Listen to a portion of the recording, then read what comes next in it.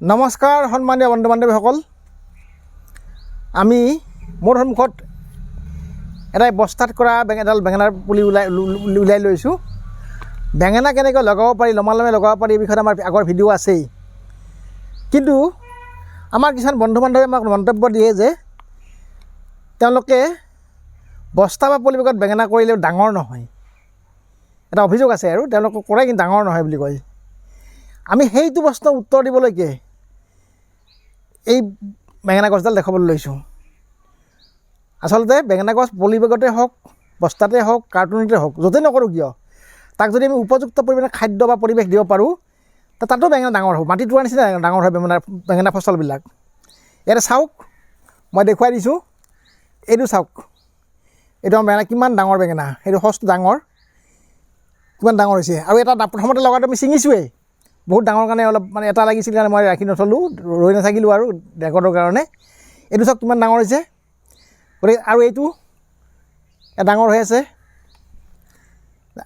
এইফালে আছে, এইবিলাক কলিয়াই আছে। ইয়াতে থপনা এটি কলি পেলাইছে, ইয়াতে দুটা একেলগে কলি পেলাইছে, এইফালে লাগি আছে ইয়াতে। গতিকে সকলো ফালে লাগি আছে, ধুনীয়াকৈ লাগি আছে ইয়াৰ। গতিকে ইয়াৰ যিটো লাগন, এইফালে কলি ফুল ফলিয়ে আছে, কলি পেলাই আছে, গতিকে ইও লাগিব। কিন্তু কথাটো হ'ল কি, এনেও ডাঙৰ বেঙেনাৰ লাগনটো অলপ কম।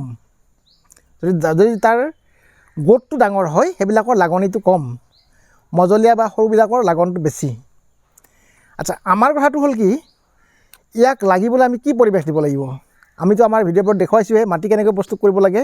মাটিত গোটেইবিলাক জৈৱ সাৰ মিহলি কৰি ইয়াৰ এটা মূল বস্তু হ'ল খলিহৈ আৰু হ'ল ছাই।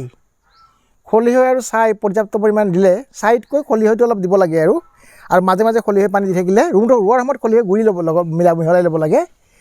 বা আনবিলাক যেনেকৈ জৈৱ সাৰ আছে সেইবিলাক মিহলাই লৈ মাটিখিনি প্ৰস্তুত কৰি তাৰপিছত মাজে মাজে কেৱল খলিহৈ পানী দি থাকিলে হ'ল।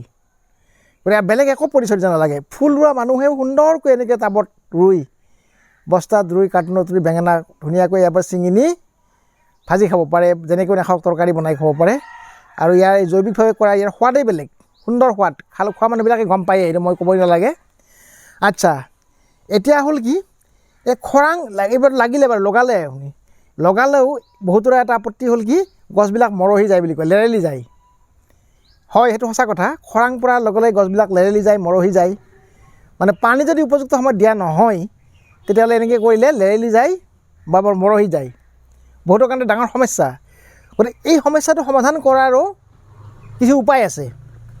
এয়া আপোনাৰ ইংৰাজী শব্দ মালচিং বুলি যে কয়, সেই মালচিং বুলি এটা শব্দ আছে, অৰ্থাৎ ঢাকন দি দিয়া আৰু মাটিখিনিত ঢাকনি দিয়া। আমি মালচিং নকয়, ঢাকনি দিয়া বুলি ক'ব পাৰোঁ। ইয়াত চাওক, মাটিটো আমাৰ কেনেকুৱা ধৰণৰ ক'লা হৈ আছে। ইয়াতে এইবিলাক মাটি ক'লা হৈ আছে, আমাৰ এইবিলাক ক'লা হৈ আছে। গতিকে আমি ইয়াত মাটিটো উপযুক্ত মিলাই লৈছোঁ। তাৰপিছত মালচিং বুলি কওঁতে ইয়াত এই মালচিঙে প্লাষ্টিক দিব নালাগে। ইয়াত মালচিঙৰ আমাৰ উপায় আছে। সেই উপায়টো হ'ল কি, জীপটো ৰখাৰ কাৰণে বা জীপাল কৰি ৰখাৰ কাৰণে বেঙেনাকো অলপ পানী লাগেতো, কবি নিচিনা নালাগে হয়, কিন্তু অলপ তথাপি জীপাল পৰিৱেশ লাগে। এতিয়া খৰাং পৰিছেই আৰু গৰম পৰিছেই। এই চাওক, মই এই বস্তুটো এটা টুকুৰা টুকুৰি কৰি দিছোঁ। এয়া কলগছৰ পুলি, কলগছৰ যিকোনো কলগছৰ গুৰি বা গছডাল আৰু এনেকৈ কাটি টুকুৰা টুকুৰি কৰি সৰু সৰু টুকুৰা টুকুৰি কৰি লৈ আমি যদি ইয়াক ইয়াৰ গুৰিত দি দিওঁ, অলপ ডাঠকৈ এটা লেয়াৰ দি দিওঁ, স্তৰ এটা দি দিওঁ,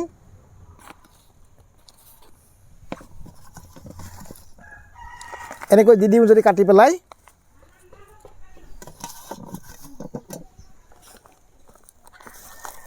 এনেকৈ সুন্দৰকৈ দিলোঁ, এইটো এটা উপযুক্ত মালচিং হৈ গ'ল, আৱৰণ হৈ গ'ল মাটিৰ ওপৰত। আৰু এইটো পানী মাজে মাজে পানী দিব লাগিব। আৰু কলত আমি জানোৱে সকলোৱে পানী থাকেই, কলৰ গছত পানী থাকে, টুকুৰা টুকুৰি কৰি দিলোঁ। এইটো পানী দিয়াৰ পিছত আপুনি পচন ধৰি পেলাই এটা সুন্দৰ এটা জীপাল পৰিৱেশ সৃষ্টি কৰিব।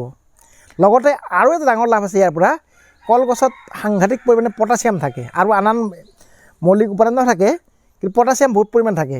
সেইকাৰণে ইয়াৰ যে ৰস যিটো সোমাই যাব পানীৰ লগত, সেই ৰসটোৱে এই বেঙেনাজোপাক কিছু খাদ্যৰ যোগান ধৰিব, যাৰ ফলত ই ফচল দিবলৈ আৰু বেছি শক্তি পাব।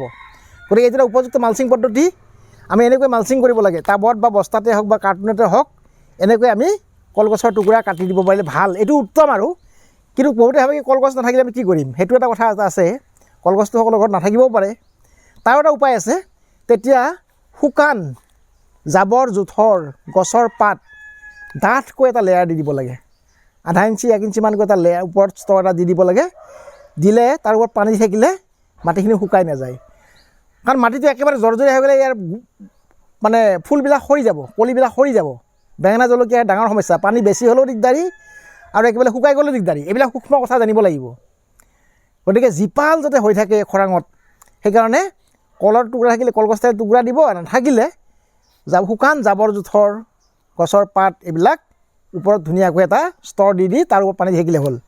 আৰু একো কৰিব নালাগে ইয়াক মইতো এটা বস্তা এটা কৰিছোঁ মই। তাৰপিছত আৰু এটা মাজে মাজে দিব লাগিব, সপ্তাহত বা 4 দিন 5 দিনৰ মূৰত এবাৰ দিলেও হয়।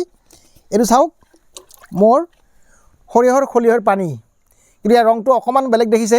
ইয়াত দেখাৰ কাৰণ হ'ল কি, এইটো ভাতৰ মাৰ আমি মিলাই দিওঁ ইয়াৰ লগত। ভাতৰ মাৰ মিলাই দিলে পানীটো ৰংটো অলপ বেলেগ হয় আৰু ইয়াৰ গুণাগুণটো আৰু বাঢ়ি যায়। গতিকে সেই মিলাই থোৱা পানী আমি এতিয়া প্ৰায় 1 মগ, ইয়াত 1.5 লিটাৰ মানে হয়, 1 মগৰ অলপ কম দিছোঁ মই, ইয়াত দি দিলোঁ। এইটো সপ্তাহত এবাৰ দিলেও কথা নাই, আৰু ক'ৰবাত বেছিকৈ থাকে 2বাৰ দিলেও কথা নাই, সদায় দিব নালাগে এইটো। আৰু এনেকৈ যেতিয়া মালচিং কৰি দিম, মালচিং কৰি দিলে সদায় পানী নিদিলেও কথা নাই। এটা পানী দিয়াৰ পৰা অলপ কিছু হাত সাৰিব পাৰি এই কষ্টৰ পৰা। 2 দিনৰ মূৰত 3 দিনৰ মূৰত পানী দিলেও হ'ব। এনেকৈ যদি আমি গুৰিটো ঢাকি দিব পাৰোঁ। গতিকে বন্ধু বান্ধৱীসকল, আমি বেঙেনা কিমান ডাঙৰকৈ লগাব পাৰি সেইটো দেখালোঁ।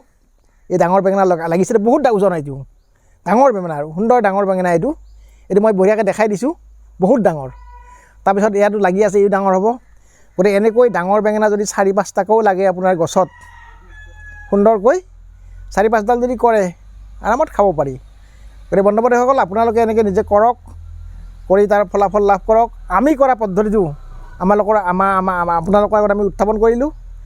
গতিকে এনেদৰে কৰি সকলোৱে নিজৰ কিছু হ'লেও পাচলিৰ অভাৱ পূৰণ কৰক, জৈৱিকভাৱে প্ৰস্তুত কৰা সুন্দৰ পাচলি খোৱাৰ ব্যৱস্থা কৰক। আৰু সেইটো মানসিকতাটো মানুহৰ মাজত মানে বৃদ্ধি কৰাৰ কাৰণেই আচলতে আমি এইবিলাক দেখুৱাই আছোঁ আমাৰ পদ্ধতিবিলাক। গতিকে আপোনালোকে কেনে দেখিলে, কি পালে, আমাক মন্তব্যৰে উপকৃত কৰিব বুলি আশা ৰাখিলোঁ। আজিলৈ সামৰিছোঁ, ধন্যবাদ।